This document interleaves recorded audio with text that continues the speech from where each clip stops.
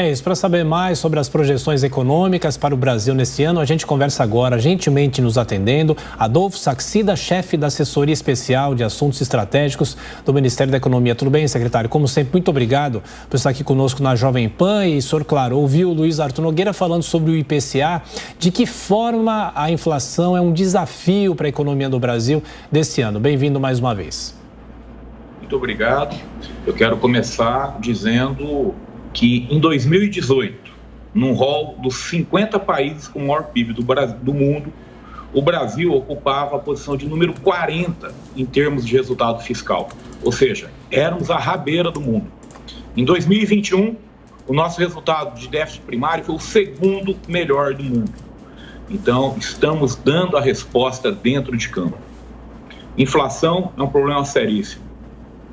A população pobre sofre e muito com ela. E a melhor maneira de combater a inflação é com política monetária.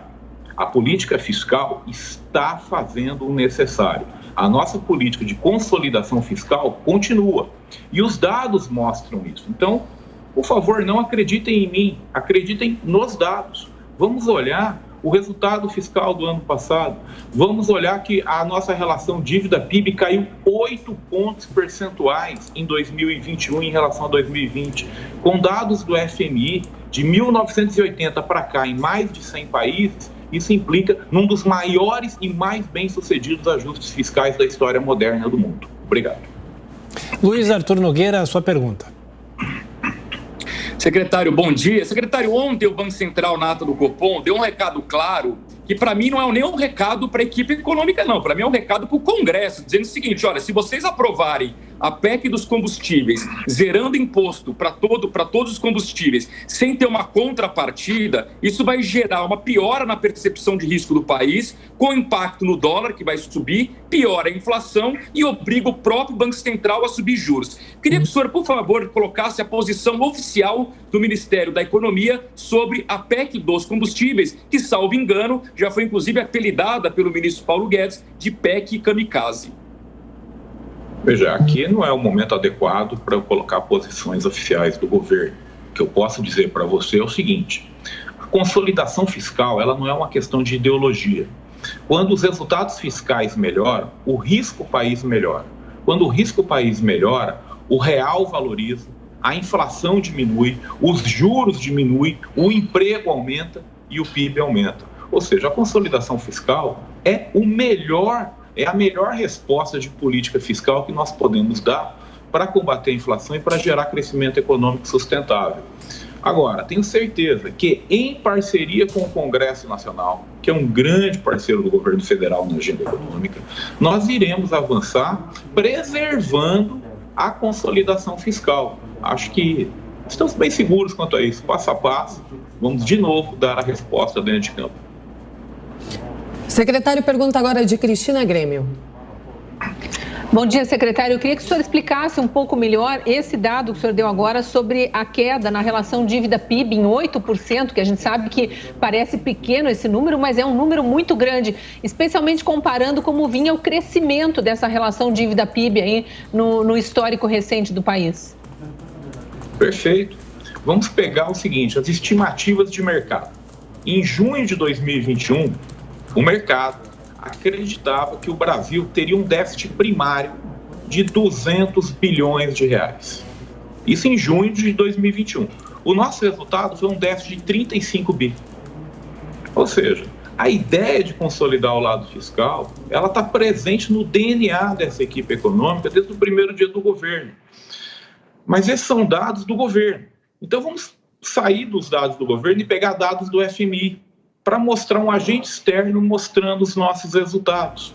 E é isso que eu quis me referir quando eu citei os dados do FMI. São dados públicos do FMI, mostrando que de 2021 para 2020, a relação dívida-PIB no Brasil caiu 8 pontos percentuais. Essa é uma das maiores quedas registradas de 1980 para cá em mais de 100 países. Ou seja, numa comparação internacional, o nosso resultado foi espetacular. É claro que nós temos que melhorar, é claro que nós queremos melhorar, é claro que a relação dívida-PIB preocupa, é claro que nós temos que prestar muita atenção no lado fiscal da economia.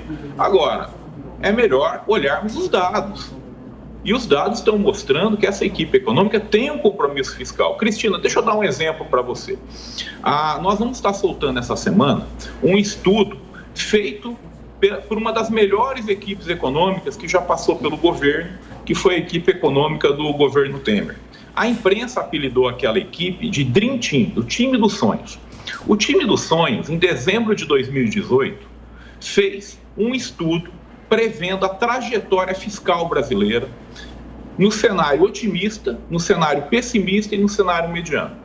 Bom, os dados hoje mostram que nós estamos numa posição melhor, superior do que a posição otimista desenhada pelo Dream Team do Temer. E, de novo, eu respeito muito a equipe do Temer, é uma grande equipe, foi uma grande equipe, e nós temos seguido muito do que eles fizeram no ponto de consolidação fiscal. Então, vamos olhar os dados. Sim. Quando o Dream Team diz, olha, se tudo que vocês fizerem for certo, o melhor resultado é esse.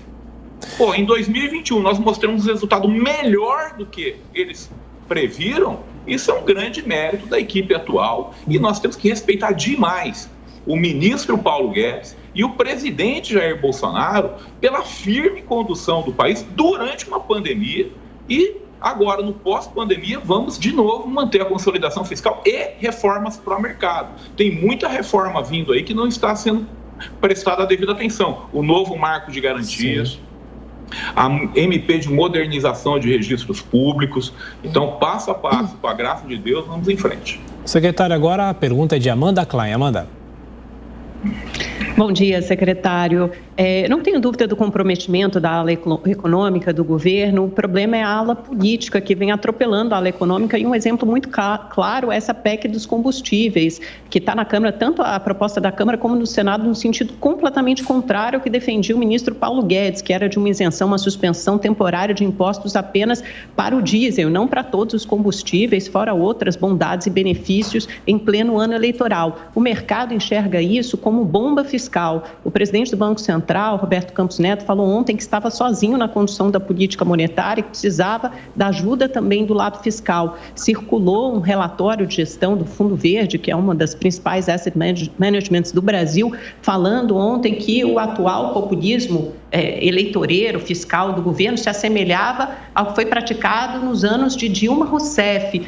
Como a ala econômica responde a esse temor e esse anseio natural do mercado de que medidas, chamadas bombas fiscais, possam sair de controle em ano eleitoral e significar um impacto tremendo nas contas públicas de mais de 100 bilhões de reais? Lembrando que o déficit esperado para esse ano, o déficit primário, é da ordem de 170 bi. A gente responde dentro de campo, como sempre, com dados. Então, como eu disse, não acredite em mim, acredite nos dados.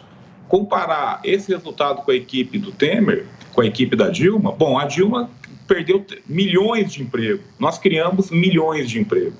Na Dilma você teve déficit primário, nós tivemos superávit no ano passado. Então, veja, eu acho o seguinte, tem muito terraplanismo de chip talk. O que é o terraplanismo de chip talk? É o terraplanismo da conversa fiada. É aquele pessoal que investe pesado no Brasil, e eu agradeço muito por isso, traz o dinheiro para o Brasil, ou seja, está confiando no Brasil. E aí vai para a mídia e escreve um relatório falando mal dos resultados do governo. Então, assim, em economia, eu acredito onde você coloca seu dinheiro.